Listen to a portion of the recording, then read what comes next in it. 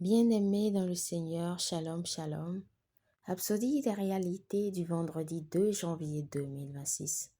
Pasteur Christ partage avec nous sur le thème le message du salut de Christ. Alléluia. Matthieu 24, verset 14 est notre verset d'ouverture. Cette bonne nouvelle du royaume sera prêchée dans le monde entier pour servir de témoignage à toutes les nations. Alors viendra la fin. Gloire à Dieu. Le message du salut du Christ est la réponse de Dieu et la confusion qui règne dans le monde. Il est de notre responsabilité de s'assurer que tout le monde l'entend et le reçoit avant le retour du Seigneur. Le Seigneur a dit que l'Évangile serait prêché dans le monde entier pour servir de témoignage et qu'ensuite viendra la fin. Cela signifie que le cours de l'histoire a été tellement bien conçu que l'Église devrait achever l'œuvre. Vous faites partie de la génération élue pour conclure les âges. Ne restez pas les bras croisés à regarder les autres le faire.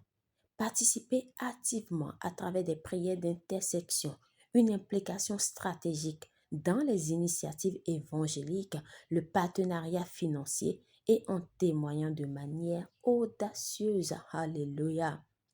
L'Esprit de Dieu vous a équipé pour atteindre votre monde. 2 Corinthiens 3, verset 5 à 6 dit non que nous soyons capables de nous-mêmes de penser quelque chose comme de nous-mêmes, mais notre capacité vient de Dieu, qui nous a aussi rendus capables d'être les ministres du Nouveau Testament. Acte 1, verset 8 déclare « Mais vous recevrez une puissance, le Saint-Esprit survenant sur vous, et vous serez mes témoins à Jérusalem, dans toute la Judée, dans la Samarie et jusqu'aux extrémités de la terre. » Alléluia. N'oubliez pas que la mission continue. Le mandat et l'urgence de l'Esprit sont clairs. Dieu veut que tous les hommes soient sauvés et parviennent à la connaissance de la vérité, à savoir qu'il n'y a qu'un seul Dieu et un seul médiateur entre Dieu et les hommes, Jésus-Christ qui s'est donné lui-même en rançon pour toute l'humanité. 1 Timothée 2, versets 5 à 6. Il est la réponse à tous les problèmes, la solution à la douleur, à la misère, à la décadence et à la maladie dans le monde.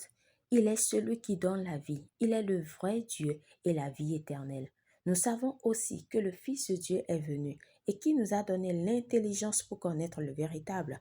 Et nous sommes dans le véritable en son Fils Jésus-Christ. C'est lui qui est le Dieu véritable et la vie éternelle. 1 Jean 5, verset 20. Béni soit l'Éternel.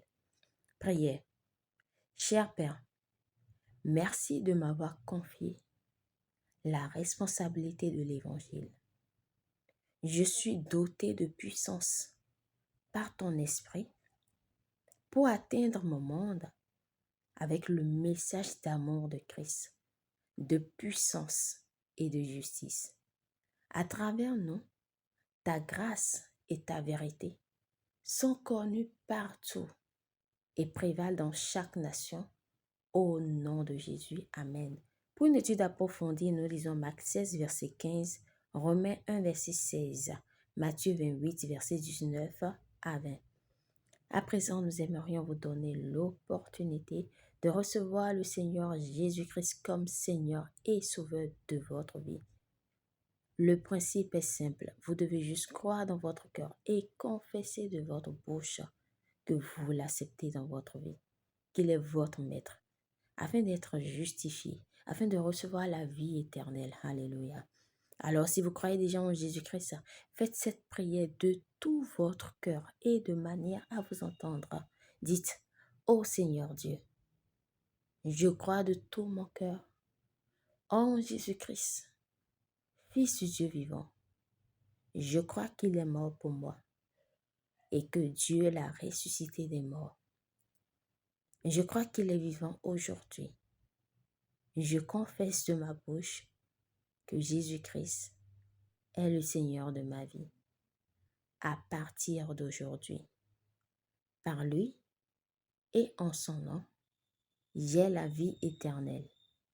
Je suis né de nouveau. Merci Seigneur d'avoir sauvé mon âme. Je suis désormais un enfant de Dieu. Alléluia.